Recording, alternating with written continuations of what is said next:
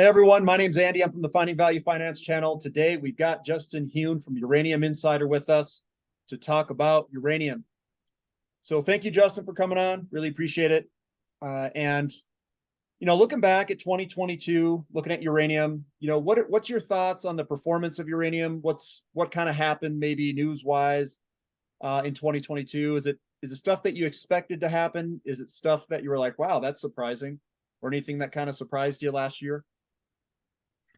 2022 was quite the year. It really was very involved for uranium in many ways. The way that I've been describing 2022 for uranium is that it was a great year for de-risking the thesis. To speak generally about being long uranium or bullish on nuclear energy, that had to do with not only just the bulk of the elements of the fuel cycle in extremely strong uptrends, with a couple of those elements making hockey stick type moves, especially spot SWU and spot conversion were up huge. So that's just short-term settlement for both of those services. And that largely has to do with the war in Ukraine and the West essentially boycotting new business with Russia. And so Western utilities seeking out conversion and enrichment from Western providers of those services caused kind of a squeeze on both of those services and sent the price skyrocketing. And that's something that I think portends where we're headed for uranium, because of the structural necessity of uranium as a feedstock for those services. It's actually pretty straightforward and very, very logical. It's not theoretical. It's these things happen. You buy enrichment, you buy conversion, then you buy uranium. And especially when there's no UF6 on the market just floating around, and there basically is not. So that was a big de-risking to see the entire fuel cycle in such a big uptrend. The uranium commodity itself, uranium oxide U3O8, was up, I think, 13% year over year for 2022. The commodity itself outperformed the equities by about 35%. I think that reverts this year.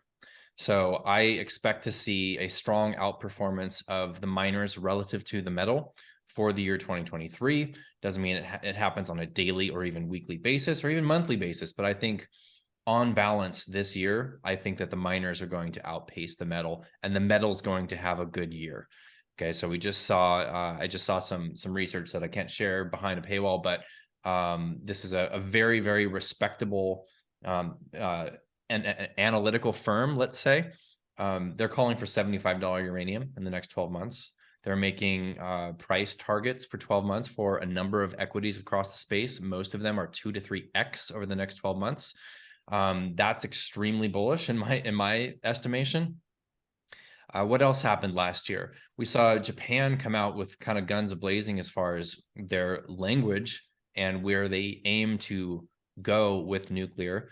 That sort of came to a head in December of last year, which had the president of the country as well as the legislature basically laying out their plans. Now that is going to be voted on finally, I believe, next month, where if it gets inked into the legislature, into law, then we should see some fast moves relative to how things have gone over the last 10 years. So they've restarted 10 reactors since the Fukushima Daiichi accident in 2011. So basically one reactor per year on balance for that 10-year period.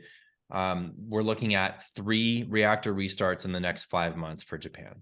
So that's very, very quick, historically speaking. And we already know the Japanese sent a number of representatives to the WNA conference in London in September of last year. We know that Cameco has sent executives to Japan. So while the bears will say, oh, there's plenty of inventory in Japan that's going to hit the market, the bulls are looking at this and saying, hey, Japan is going to be a net buyer. I mean, and that's really what's likely to happen, especially with the fact that Japan is a huge importer. In fact, I think they're one of the biggest, if not the biggest, importers of natural gas, if I recall correctly. Big importers of nat gas, big importers of coal. They don't have a lot of natural resources. So the fact that they have this idled fleet, 33 operable, they have another 23 reactors they could restart if they wanted to. And then news just came out yesterday of Jennifer Granholm, the Secretary of Energy in the United States, meeting up with the representatives from Japan, essentially shaking hands and saying, we are going to collaborate on light water advanced reactors. And I don't know why they specified light water. It is kind of a curious statement.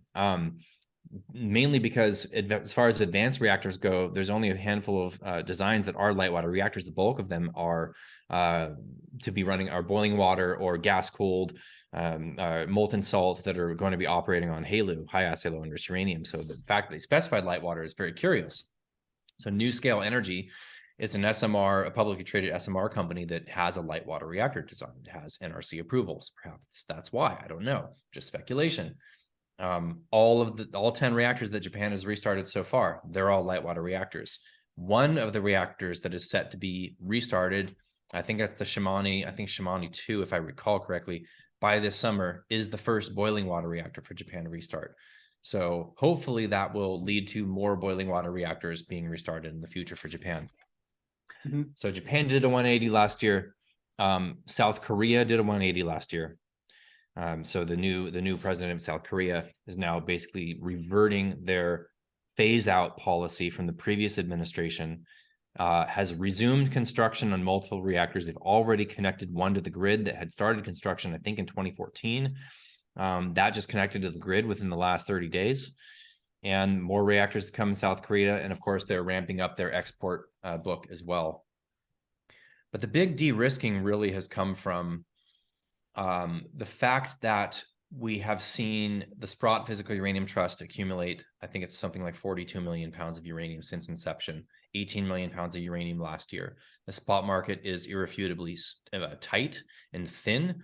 There's not a lot of material there. And so we have this situation where, the other big de-risking as part of this statement really is the volume of long-term contracts last year. So there were 114 million pounds signed in long-term contracts for 2022. It's the first year of more than 100 million pounds since 2012. Not quite yet at replacement rate levels. Replacement rate would be 180, 185 million pounds. I think we'll see that and then some this year. I think that the market is waiting with bated breath on the Cameco conference call on February 9th to see if and how many pounds they've signed into contracts since their last call. I think it's going to be chunky. So we're in year one. 2022 was year one of what I think is going to be a 5+ year robust contracting cycle for nuclear utilities. So we have this beautiful fundamental setup of sort of this nuclear renaissance happening where multiple countries are embracing or re-embracing nuclear. The new construction builds are now at 60 globally. We have that robust demand from this nuclear renaissance, this contracting cycle, where we've gone through a decade of under contracting, a decade of far less than replacement rate levels of contracting for nuclear utilities. And I think this year is going to be year one of replacement rate contracting that should run for a number of years. And that's just kind of this robust, solid fundamental case for being long uranium, because the prices are going much higher based on simple supply and demand fundamentals that can get somewhat complex, but they're relatively simple when you really break it down. Then we have this other thing, which is financial markets, and what the heck are they going to do? This is something that nobody can model. The analysts I just mentioned are modeling out for something like 5 to 10 million pounds of financial demand on an annual basis going forward. You just can't model this out, yet it's there and everybody knows it's there. We had SPUT raise probably $10 million today, even though the market's kind of puked out the last 90 minutes, still they were in there. If we see financial markets go risk on into this vehicle, then this very solid, reliable, safer fundamental case for being long uranium, long nuclear just gets the nitrous shot into its veins, with financial flows coming into SPUT and into the ETFs, which then buy SPUT, which then buys pounds, and this whole flywheel effect. So that's this other thing that's there, and everybody knows it's there. And I fully think we will see those financial flows into this vehicle this year. But that's gravy. That's gravy on top of the already robust thesis. So 2022 for me really firmed up the thesis in a big way. And the fact that we had the equities underperform and the equities pull back, I think URNM was down something around 10% on the year. And multiple other equities were down way more than that.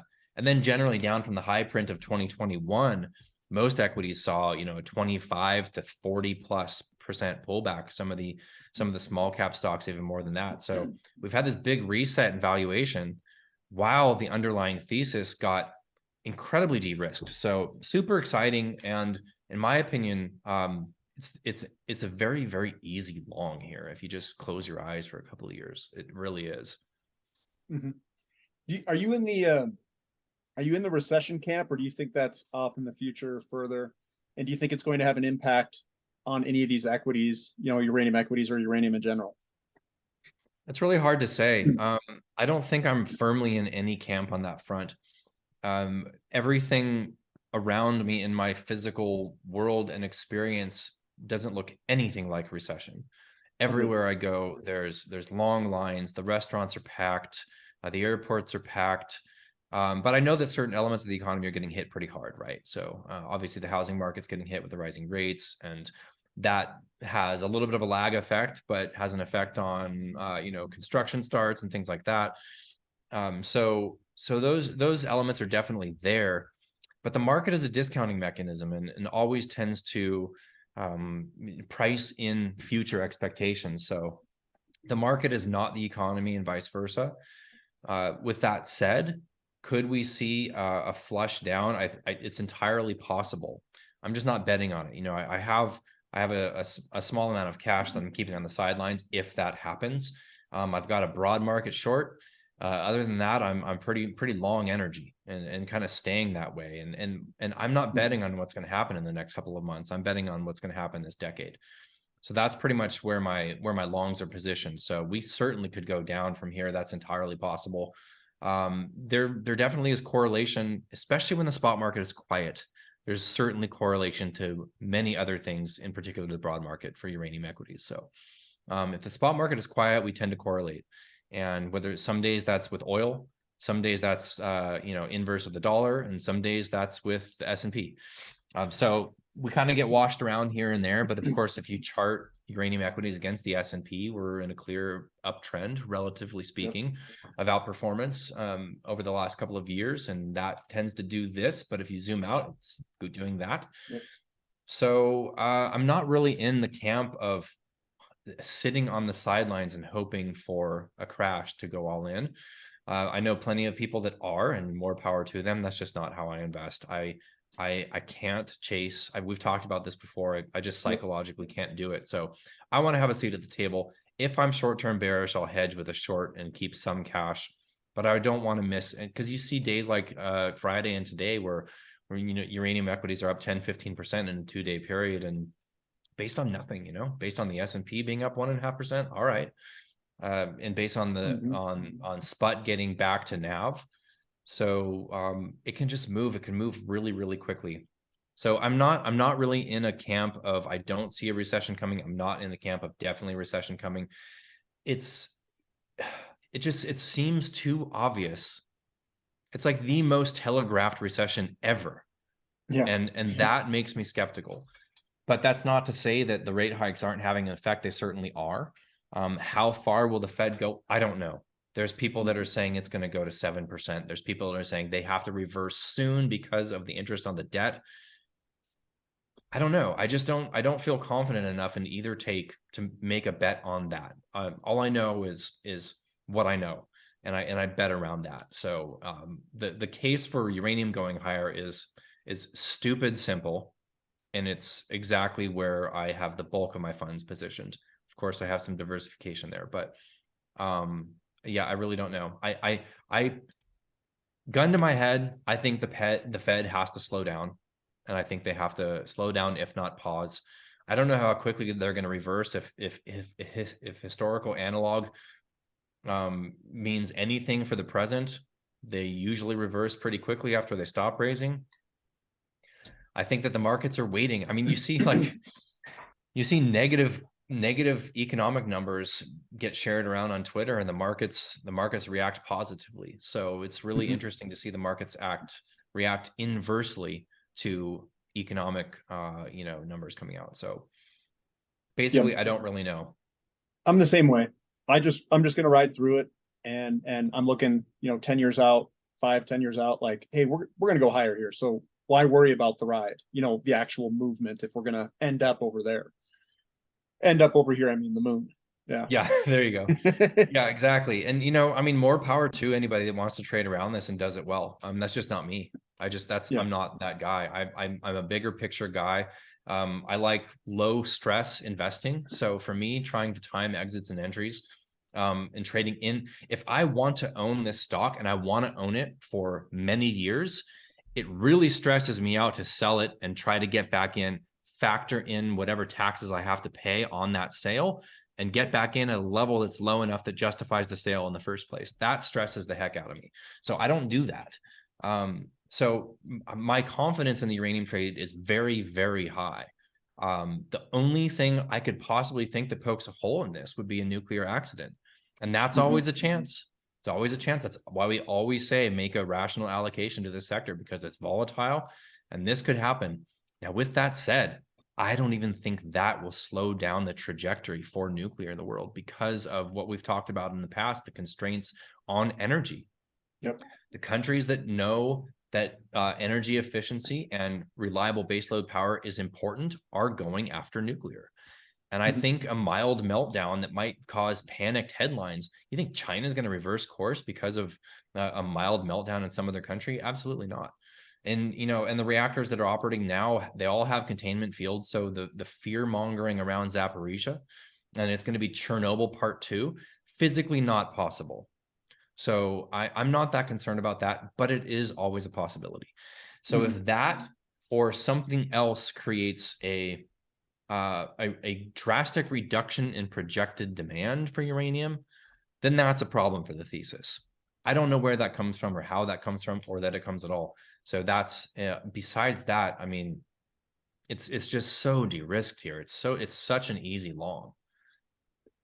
When you first, I know you've been looking at the uranium market, what, since 2016, 17, or even before that, perhaps? 2016 is when it first kind of came to me. Yeah. Okay. And when you were looking into this stuff, what were the things that you were evaluating back then versus today that you look back on and you're like, man, that was a complete waste of time. I should have been looking at this. What are some things where you're like, man, it's just, I was wasting a bunch of time here. I'm trying to think from a new investor perspective. So if a new investor comes into uranium, what should they be looking at? What are some things they should use to measure the progress of this uranium bull market? What are some things where they should, I don't know, look at or try to keep their finger on the pulse, so to speak? Because when I go into new sectors and I'm lost, I'm like, I don't know what the heck to look at. Like if you were to tell me to go to biotech, I'd have no idea what to look at. I'm not a biotech guy. So, Sure. what are some things that maybe you were, when you first were looking at it, you're like, man, that just doesn't make any sense. Don't need to look at that anymore. And you've kind of focused in on a few things.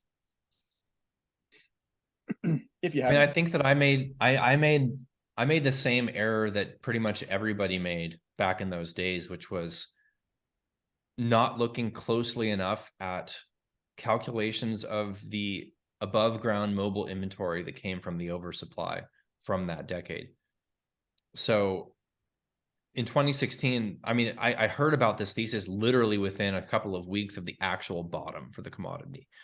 And then that wasn't the equities bottom, though. I mean, that was a short-term equities bottom. We had seasonal rallies for a few years after that, not every year, but most years. But most of the equities grinded sideways to down from 2016 to March 2020, which was the bottom for a lot of equities. It wasn't the bottom for all of them, but some of them. I would say what I did wrong was didn't put enough emphasis on actually calculating the above ground mobile inventory that was available, that kept prices relatively low. Now, that was the bottom, and prices did move up from there, but they didn't go up in a V-shaped pattern like everyone expected they would. And you had all of the CEOs. I mean, from 2014 to 2018, you had every single CEO that ever did an interview basically saying, the price is well below the cost of production. It has to go up, and here's the reasons why. The other error that I made, I didn't make it for very long, but was not paying attention to the other elements of the fuel cycle. So I think that's absolutely fundamental. And anybody that's new to this thesis, I would say pay attention to the fuel cycle elements, because The fact that those largely continued to fall, even though U308 bottomed, meant that we weren't about to go on a moonshot. So even, like I said, even though the uranium price did bottom then and generally has trended up since then, it wasn't really game on until we saw the bottom for SWU, which is enrichment, which that didn't bottom for another 2 years after the uranium bottom. Once that bottomed, the intelligent people in the sector, and this is why I really got more aggressive once SWU bottomed and started to turn, because I had the connections at the time, and I still continue to talk with these same connections over the years, that were like, all right, SWU's bottomed. It's starting to move up now. Now, SWU did this for 7 or 8 years. That's straight right? down. Couple of months, maybe horizontal, never made a counter trend rally. Not even for a minute did it start to go back up. Straight down for years and years and years. And when it bottomed and started to go up, the people that were paying attention to that were like, okay, here we go. Now it's time to start making moves in the sector. And there were a couple of smart CEOs I was talking to at the time, and they were like, they made very, very intelligent acquisitions after that. And prior to that, we're like, well, SWU's still falling. Not really sure when this turns around. There's still some supply to work through. And really, SWU falling basically means that demand for enrichment is not there. And if demand for enrichment is not there, that means utilities are driving up inventories. The enrichers are using excess capacity to underfeed. That's creating excess UF6. They're re-enriching UF6 and selling that EUP into the market from tails material because they had so much capacity. So the fact that SWU continued to bottom was an important signal that I didn't pay attention to in the early days. Fortunately, I did make some intelligent stock picks even during that period. But what were we going to say? I was gonna say, you've got utility buyers, right? And they're the ones that are buying SWU, and they're the closest. SWU is the closest to the actual end consumer. And what you're thinking is, these guys buy, you see an uptick here, and it goes down chain.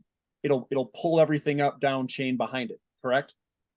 Yeah, pretty That's much. the reasoning Pretty behind much. It. Yeah. So without increasing demand for enrichment service, which is SWU. Now you can buy EUP, and there's a market for EUP, enriched uranium product.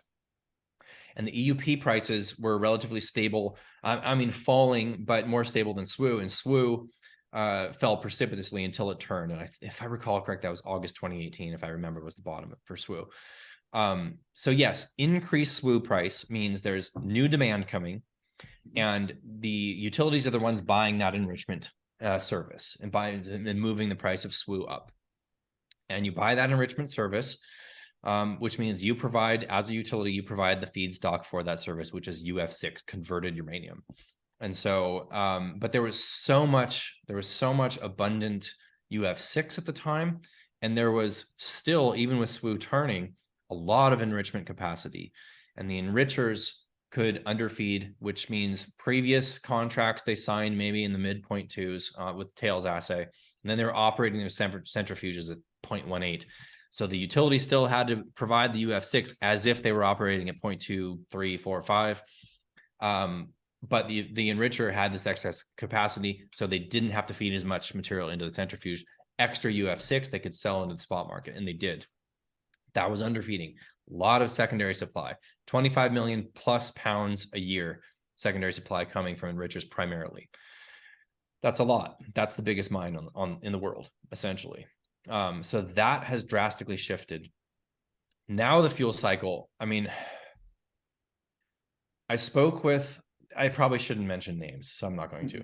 I spoke with a gentleman who's been in the nuclear industry for longer than I've been alive.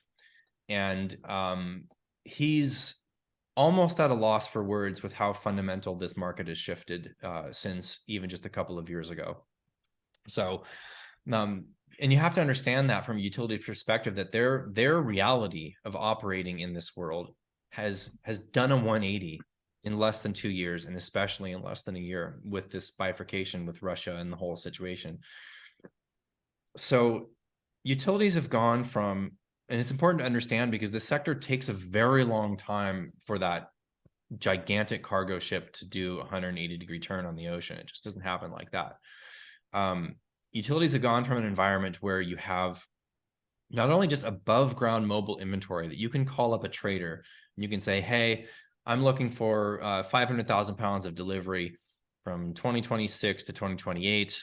And that trader with a low interest rate environment will borrow capital. They'll go out and buy that uranium. They'll promise it to you. They'll add their profit. You don't even have to deal with the producers. You don't have to make a call to Cameco. You don't have to make a call to Kazatomprom. You just call up a trader. They'll carry that material, provide it to you at extremely low cost. Utilities did this forever. They did. 2014 to 2020, this was an absolute gravy train for traders. That's gone. That's gone for multiple reasons. Not only because of the lack of above ground mobile inventory, but the interest rate environment is such that, and that's an interesting point right now too, because it's something to keep in mind for the short term, is that the steepness of the curve between the spot price and the term price is not there sufficient for traders to profit on arbitraging by buying material in the spot market and selling into midterm contracts. And so traders will pull up the spot price. So people are always asking, if spot's out of the market, how are we going to see the spot price ever move? Well, the traders are that glue between the two markets, right? They're the connective tissue. But the term price is going to have to rise some more with the interest rates that we have right now for the traders to be able to have a profitable trade. So, but the utilities have gone from this environment, where they can either call up a trader, they can call up Rosatom, they can call up Uranium One, and they can call up the Russians and basically say, hey, I need U3O8, I need it converted, I need it enriched, and I need fabricated fuel delivered. 3 years from now, and they'll be like, done, and here's your price, lower than everybody else. That's gone too. So and that's gone from the West. Okay. And the West is 70% of demand. That's a really, really big deal to understand. So the fact that we're seeing, and this is why I think that the fuel cycle focus is so important. So if you're new to this sector, if you're a new investor to this sector, just ignore the spot price. I know that's what everybody watches because it updates on a daily basis, and it does matter, but it's not going to tell you anything fundamental about the sector. You see the spot price fall 50 cents or rise 50 cents. It doesn't mean shit. Pardon my French. It really doesn't. It doesn't mean anything. It could be that price will fall without pounds even changing hands. It'll fall just on an offer, and you can see 100,000 pounds move the spot price $5. I mean, that's happened before. So ignore the spot price, okay? Largely, if you really want to understand what's going on in this sector, you have to pay attention to the fuel cycle. So what is happening in the fuel cycle? Contractual tails in enrichment contracts are 0.3 to 0.35. 0.3 compared to 0.2 tails is a 22% jump in feed. So if you're a nuclear utility and you're signing an enrichment contract for 2027 to 2032, and you're signing that contract at 0.3 tails, you are buying 22% more uranium than you would have had to buy if you had signed that contract 8 months ago. That's the reality. And that's where we're at until there's more enrichment demand or the market de-bifurcates. I don't see that happening anytime soon. And that's literally where these contracts are being signed right now. So what that means is utilities that are covering their needs out into the future, 2025, 2026, 2027, and beyond, signing these enrichment contracts at 0.3, even higher. They're going higher, okay? The tails are not going to stop there. They're going to go higher because more demand is coming. The capacity can't expand that fast, just can't. So really what's happening is these utilities that are signing these enrichment contracts, they can't buy UF6. There's not any UF6 out there just sitting around for them to buy. That's the feedstock for this enrichment. So the only option now is to buy uranium, buy U3O8, sign U3O8 contracts with producers. That is what is happening. That is what is going to keep happening because we have a massive uncovered demand coming from utilities over the next 5 to 10 years. It's massive.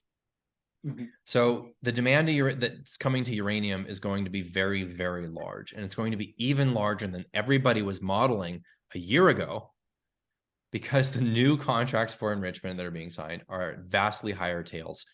So really what we're talking about is, and it's going to be incremental, right? It's not like today demand goes from 180 to 210 million pounds a year, but it's moving in that direction. And 2, maybe 3 years from now, we're going to see 210, 215, 220 million pounds a year of uranium demand that's coming from utilities that's not even accounting for a single pound of secondary demand from the bloodthirsty financial players that are going to go after this market once we see risk come back on. It's a wild setup. Yeah, so maybe I'm just going to kind of reiterate what you said there. Maybe Please. I understand it correctly so everybody who's listening can understand. So we've got utilities, they've got demand. The first sign is SWU starts to move up as that demand wants to buy more. That's UF6. Then you look at the efficiency of the centrifuges of enrichment, and that's the tails. The tails are higher as your capacity gets eaten up because they have to feed more in as they centrifuge for less amount of time. Hopefully that's correct. And they send it through. Yeah. So the efficiency of the centrifuges that do the enriching declines as your efficiency or your capacity gets eaten up, and they have to send things through faster.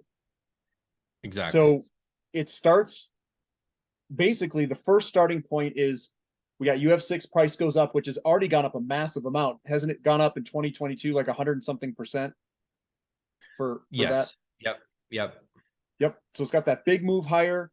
The next thing is the efficiency or capacity is going to get eaten up, which then drives overfeeding, which then drives a whole bunch of demand for a lot more uranium. That's pretty well said. I mean, the classic comparison would be, you know, squeezing lemons or squeezing oranges and making orange juice. If you're operating orange juice stand and the line's going all the way down the street and you got to get it out quickly, you're going to use more oranges and you're going to get it done faster, rather than like squeezing every little tiny last drop out of it and making it really slowly, which is what they were doing before. Now the demand is up. They have to get it out faster. So they use more oranges and less time. SWU is basically time more than is, I mean, it's time and energy. So, so the SWU price is rising, but you're using less SWU to produce this material. You're actually utilizing less energy, less time in the centrifuges because the waste material for that process has more of the good stuff in it because you're moving it through the process faster. So you absolutely nailed it. And the overfeeding thing is interesting because I think that these contractual tails in the point threes, I think are going to have more of an effect on the uranium demand than the overfeeding is. So overfeeding is kind of, you know, it's kind of it's a buzzword that you can use, and it is happening. That's the overfeeding is actually enrichers raising their operational tails. So what they're doing right now in their centrifuges, those tails are rising. Generally speaking, not across the board. Some of the Western enrichers are utilizing some of their cascades at higher tails, okay? Which means they have to actually go out in the market and buy more uranium because they were provided a smaller amount of feedstock by the utilities. They're operating at a higher tails assay than what was signed in the contract by the utility. And so they're taking that hit. And why are they taking that hit? Because they're bumping up the price of SWU. So spot SWU is like short-term, less than 12-month demand for enrichment. That was up 150% in 2022. So that's short demand. They're bumping that price skyrocketed because they needed to increase their profit margin for the actual operations in order to cover the cost of buying more uranium in the market to overfeed the cascades that are operating at higher tails. But that has limitations because there's no UF6. So in order for them to overfeed further, they have to pull more material through the process, through the conversion process. Well, guess what? Conversion is a bottleneck in the fuel cycle, just like enrichment. In fact, probably more so. The good news, hopefully, knock on wood, is that Metropolis, Converdine's Metropolis facility in Illinois is set to come online in the next 2 to 3 months. And that's full capacity is 7,000 KGU. I think I might have that terminology wrong. It's decent capacity, decent amount of capacity. It's about 10% of global capacity will be at that one facility, conversion capacity. That's going to aid the overfeeding. So when that is up and running, there will be more conversion. Enrichers can buy more uranium and run them through that process because there's literally no UF6 just sitting on the open spot market. So the overfeeding in the short term, it's having an effect, but it's not massive. It's something. It's there. I would say more significant is that Western underfeeding is gone. So Western enrichment, 40% of global, so 40% of 25 million pounds. That's 10 million pounds of supply that's not there at all, Right. gone. Plus some new demand, maybe 5 million pounds, maybe 10 million pounds in overfeeding. But like I said, that's limited by conversion capacity and lack of UF6. As ConverDyn comes online, that helps it. But the big deal is the bulk of these uncovered utilities, especially like the US is the most uncovered in the world as far as global utilities go. And we've got the Inflation Reduction Act securing the operation of these plants. So the most uncovered utilities in the West and globally are the most de-risked because they got the federal government saying, hey, here's some tax credits for operating clean energy facility. That bolsters the lifespans of these facilities and de-risk these utilities are going to have to buy. So now they're signing contracts with Urano and with Urenco at 0.3 up to 0.35 tails. They're going out buying 20 to 25% more uranium. That's what's coming. That's the big demand shift, is these operational tails in the Western enrichers. So, and it's going to take multiple years to expand enrichment. You know, it's not cheap. $1.5 billion to get 1 million SWU. There's 27 million SWU currently in the West. So going to cost a lot of money, and it's going to take at least a few years to expand that. So that's the world that we're in right now, with where the fuel cycle is pointing towards uranium demand. It's going to be big. Here's a question. And maybe it's just maybe I'm not focusing in on it right or something. So we've got the utility here, and then you've got all this stuff before it, enrichment and other things. Is there a possibility that the constraints in enrichment or anywhere in that process could be so great that it actually limits the price of the uranium price on the back end, because they hit, like, let's say, maybe their margins or the constraints in the system is actually where all the money is going to be made, and maybe it doesn't transfer over to the uranium side. Does that make sense? It's kind of like you're building a big facility and you've got your trucks that you're building. Semiconductors is the one piece that's short. Semiconductor pricing goes through the roof and everything else is stagnant because you don't need it right now. You're stuck for the shortage. Could that happen in uranium, like where the enrichers would make all the money and maybe uranium price, they'd almost oversupply it because you've got this constraint somewhere in the system? No. And I'll No? tell you why. The reason why is that the constraint in enrichment is actually what's causing prices to rise, because the constraint in enrichment actually increases the demand for the feedstock. It doesn't decrease it. I know it's kind of ironic, but because enrichment is constrained in the West, they can synthetically create capacity by overfeeding, by raising the tails acids of they can produce more enriched uranium out the other end by simply raising the tails assays, which is what they're doing. So that constraint actually increases demand for uranium. Conversion, on the other hand, is actually a constraint, a physical constraint, because they can't synthetically make more converted uranium, more UF6. It's a chemical process, and it is what it is. So, but we do have capacity increasing with ConverDyn coming online. Another potential capacity increase that nobody is modeling out yet, because it's basically just kind of rumored at this point, which is Westinghouse's Springfields facility in the UK. And that's an idled conversion facility, but there was recently like a 75 million British pound fund put together over the past couple of weeks to explore the possibility of expanding conversion in the country. I thought that was really curious. So continuing to kind of, read the tea leaves around Springfields, if that facility opened up in the next, let's say, 5 years, that would also help. But there's sufficient conversion, especially with ConverDyn, to allow for the increased demand from Western enrichment tails rising to translate into larger uranium demand. And the other thing too is there's just no replacement for it. So, the utilities that have to continue their operations, that's the only source of fuel is the uranium. And if they can't replace uranium demand, so there's kind of there's a phrase, and I'm going to paraphrase, but basically there's a phrase within the fuel cycle that says something along the lines like enrichment for uranium. And so in the past, when you had robust capacity of enrichment globally, which was the case up until about 2 years ago. You as a nuclear utility often could skip the U3O8 part of the whole fuel cycle. And not all the utilities could do this all of the time, but especially when there was a lot of oversupply just sitting above ground, you could actually go to an enricher and buy your UF6, buy your enrichment, and then just get it deconverted and the fuel fabricated. And you don't even have to talk to Cameco. All right. And this was the big complaint of the producers forever, was the carry traders were out there just selling this above ground inventory, and the enrichers were underfeeding and selling UF6 into the market. So to the extent that you can skip that first phase, you can buy yourself some time, cut out 6 to 12 months of that whole process, and buy enrichment for uranium.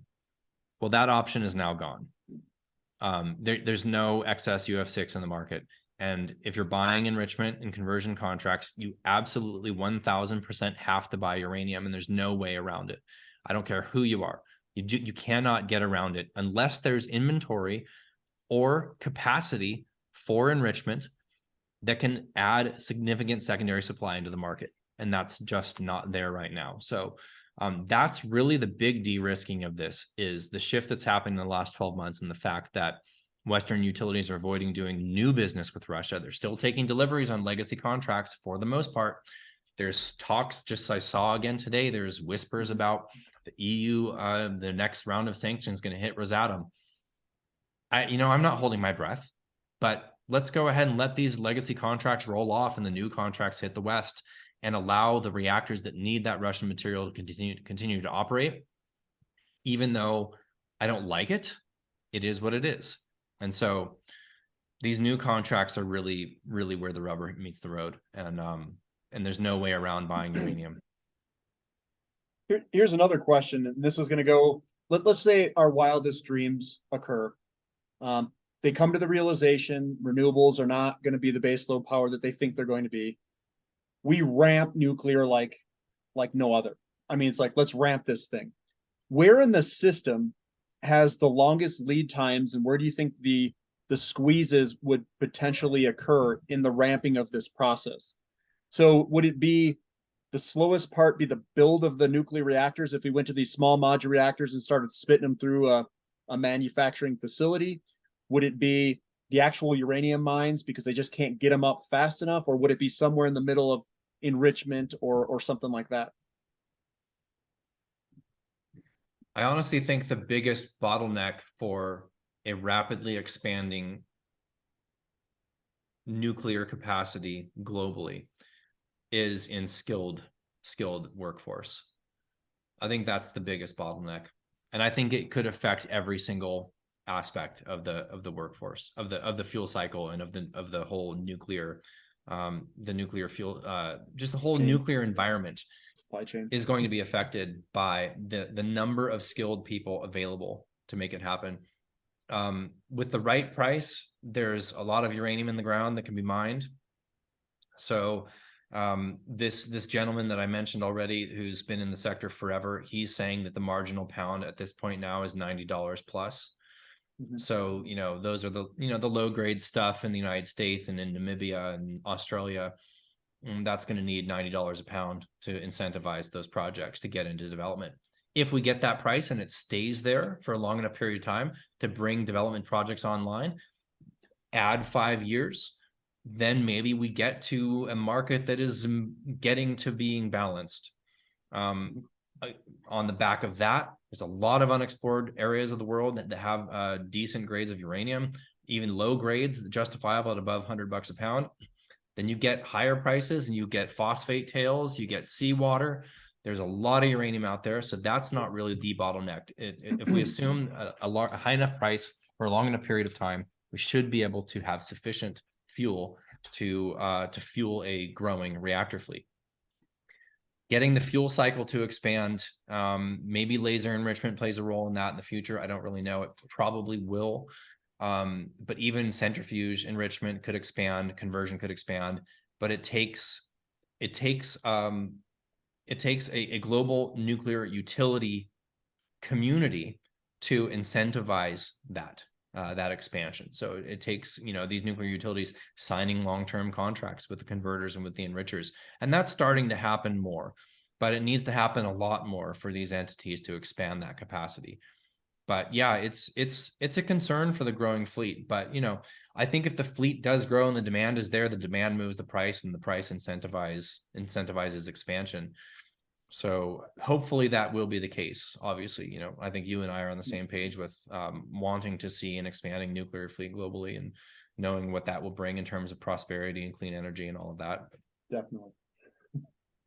But yeah, Definitely it's a concern. It's a concern. I mean, especially if you look at like the IEA saying we've got to more than double nuclear by 2040. It's like, I don't know how that can physically happen. I would love to see that happen, but we've got to see a massive ramping of skilled labor. I mean, it's got to become cool again to be a nuclear engineer, and just be an engineer in general, and have the STEM fields just really robust, which in some countries has always been the case, in Japan and in South Korea, there's plenty of folks in that field, but it's been a dwindling field here in the States, that's for sure. Yeah, I don't really have too much else. Do you have anything else that you'd like to share that has been on your mind, or maybe something that you've got on your mind, or anything? What's really interesting is I think that we're finally seeing a lot of companies come out of the woodwork. I don't know if you've noticed, but the first few years of the uranium kind of price recovery and into the first leg of the market, December 2020, let's say, until summer of 2021, didn't really get a lot of response and new entrants coming into the space. But I think in the past 12 months, we've probably seen a dozen, maybe 15 new companies, a lot of them on the ASX, a lot of them, with Moose Pasture, but kind of starting that wave. I mean, I had a couple of, pre-IPO raises come across my desk in the last month, like 2 or 3 in the last 30 days. And so I think this is definitely happening. And that's, usually don't see that unless you have a lot of confidence in the trajectory of the market.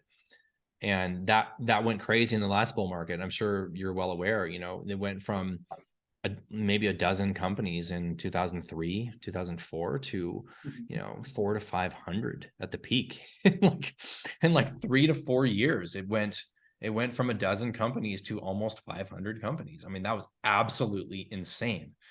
And we're nowhere near that. I think we're pushing, we went from 70 companies to something like 90 to 100 companies that are now have some relation to uranium. So that jumped in the last 12 months. So that's on my radar. We don't need to run. We should have an index that charts it. Yeah. Seriously. Yeah. Awesome. Yeah. Chart that compared to, URA or something. I'm sure it's correlated. Get a ratio. Yeah, totally. The other thing I think is interesting is the ANU Energy Fund that's based in Kazakhstan. That's going to IPO in Q2 of this year. Now they've already done a $74 million initial raise. They're going to do a $400 million follow-on raise in Q2 with another $100 million upon IPO. So that's $500 million. Now they will buy from Kazatomprom first. That's their deal. When they raise that cash, then they go to Kazatomprom and say, hey, we want to buy $500 million worth of uranium. Kazatomprom says, okay, here you go. Here's the price. They scoop it up. If Kazatomprom doesn't have it or does not want to sell them the uranium at the time that they want to buy it, they go into the spot market. And same thing when they sell it. When they go to sell, they have to sell it to Kazatomprom first before dumping it into the spot market. So another physical fund that's going to be accessible to global markets, especially to the markets in the East. What will the market appetite be in the East for uranium? I don't know, but it's going to be something. I mean, we'll have to see. I mean, if they raise 500 million with a snap of the fingers, it's, that's a decent start. Sput's already raised over I think it's 1.6 billion. I think they've raised in the last 18 months.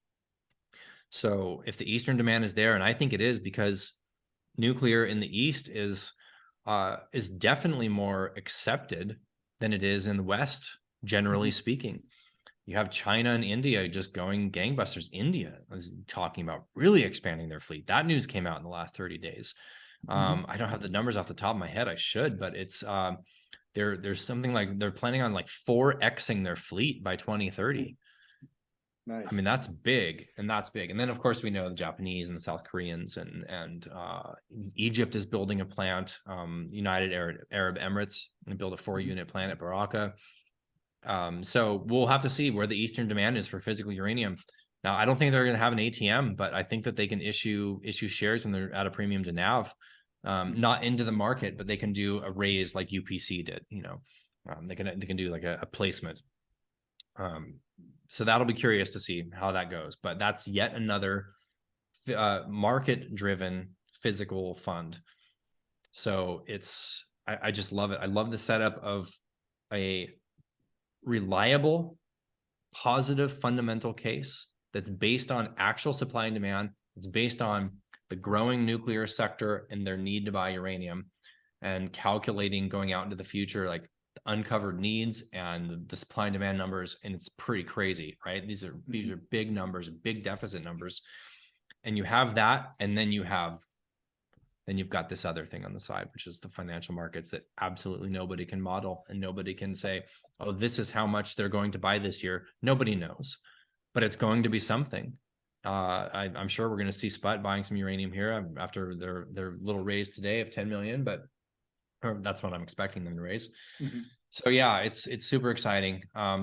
Big de-risking last year. This year should be a good year. I think that we'll see the equities outperform the metal this year and kind of revert to the mean in that way. Yeah, it'd be interesting to see if the financial players come in and just wipe it all out. They just buy it all. Yeah, I don't know. Maybe it could happen. Maybe it won't. I don't know. It's interesting. Yeah, there's not a whole lot to buy. I mean, we've got a little bit of material in the spot market now, just because SPUT's been out of the market for the past, 3 or 4 months. They bought very little, maybe 500,000 pounds of uranium in the last 4 months. So there's producers that sell into the spot market, and at an ongoing basis, a couple million pounds a month or something like that. So, it'll take a little bit of volume to move the price, but when we saw the price moving up today, just on speculation due to SPUT, being at a premium to NAV, and the spot market reacted to that probably without any pounds even being purchased. So that's curious. But yeah, when last summer, August, September, no, I'm sorry, that was 2021, August through October of 2021, the market was so severely backwardated that a lot of carry traders that were holding pounds sold those pounds to SPUT in the spot market, $50-$55 a pound. Then they went and covered themselves and bought in the midterm for, $40 a pound. And they did that. And there was a lot of pounds. I mean, I would guess, 15 to 20 million pounds that shook out of that carry trade. So that was a buffer. That was a buffer that kept the price from going even more bananas than it did. And I'm not saying that's gone, but there's far less pounds being held by carry traders now than there were 18 months ago. So if we see financial flows come in heavy into SPUT, into the ETFs, there's less of a buffer to keep that price down. So we could see if we see evidence that markets are going risk on and that money is pouring into the ETFs and SPUT, we see big volumes on the charts into URA, URNM, NM, and SPUT simultaneously, and risk is on, and it's like go time. Watch out. It could be lights out for the spot market. I mean, we could see $5-10 jumps in a matter of weeks. So it's just too thin. It's just too thin. And if the financial flows are there's nothing stopping it. I mean, there's nothing stopping it. So keep your eyes peeled for that, for volume in those 3 vehicles, and in large caps too, Cameco and NextGen, and look at those as well. But it's mainly it's SPUT, URA, URNM. Volume comes into those puppies, and it's game on. It's game on. Yeah. So that's all I've got. But thanks. Yeah, always good to talk with you. Yeah, thanks for coming on. Obviously, if you guys want to reach out to Justin, you can go to uraniuminsider.com. I think you've got a Twitter account as well. I don't remember what's it at. It's just at Uranium Insider. Okay, at Uranium Insider. And I'll put that in the description link below. But thanks for coming on. Really appreciate, getting to know the markets a little bit better in uranium. And that's all I've got. So My thanks everyone pleasure. Yeah. for viewing. Thanks for hitting the end. Bye.